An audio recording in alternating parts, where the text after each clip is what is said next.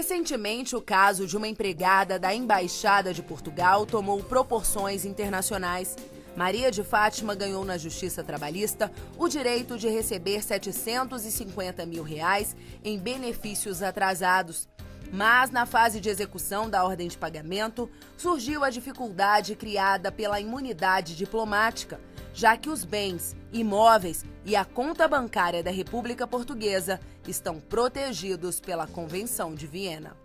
O grande problema dessas ações contra Estados estrangeiros não está na fase de conhecimento, ou seja, naquela fase em que a justiça diz quem tem direito, se a embaixada deve ou não pagar, o Estado estrangeiro deve ou não pagar alguma coisa a mais ao trabalhador. O problema ocorre na fase de execução, ou seja, após o trânsito julgado, ou seja, quando não acaiba mais recurso, e em caso de condenação do Estado estrangeiro, que é a fase de execução propriamente dita, quando precisa pegar aquele valor, transformar aquela sentença condenatória em dinheiro para o trabalhador. Diante do fato, a solução encontrada pelo juiz da causa foi penhorar um bem que pertencesse ao Estado português, mas não fosse destinado à atividade diplomática, como conta o advogado da trabalhadora.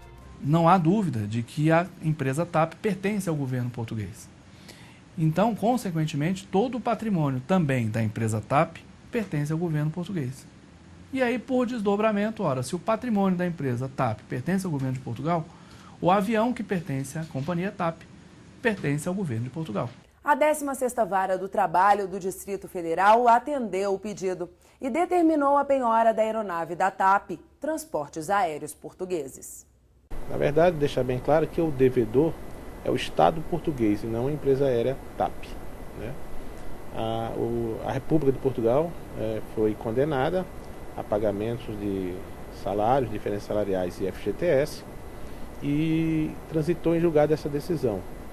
A República de Portugal usou todos os recursos na fase de conhecimento e a decisão de primeiro grau, que proferida na 16ª Vara, foi mantida. Uma audiência de conciliação entre as partes foi proposta.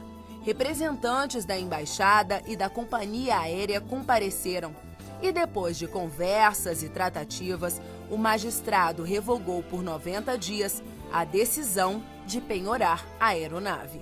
A decisão que determinou a penhora da aeronave foi revogada, não significando, todavia, a apreciação das questões que foram suscitadas pelas partes, o que poderá ocorrer caso não haja a conciliação num segundo momento. O juiz do Tribunal Regional do Trabalho da 10ª Região e autor do livro A Imunidade de Jurisdição dos Organismos Internacionais e os Direitos Humanos garante: a conciliação é fundamental em casos como este.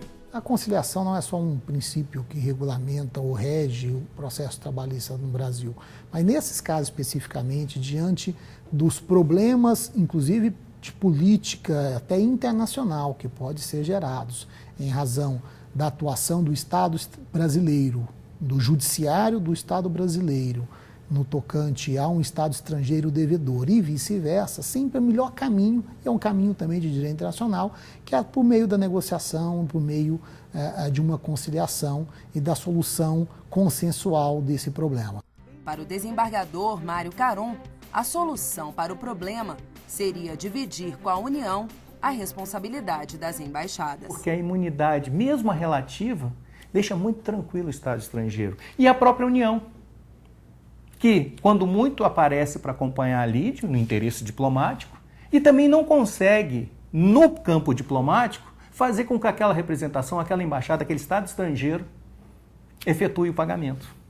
Então fica naquela conversa boa, de diplomacia, e o trabalhador alijado. A partir do momento que a própria União se responsabilizada, ou passar a ser responsabilizada por esse pagamento, por esse trabalhador nacional brasileiro, com certeza as coisas começam a melhorar, inclusive no campo diplomático.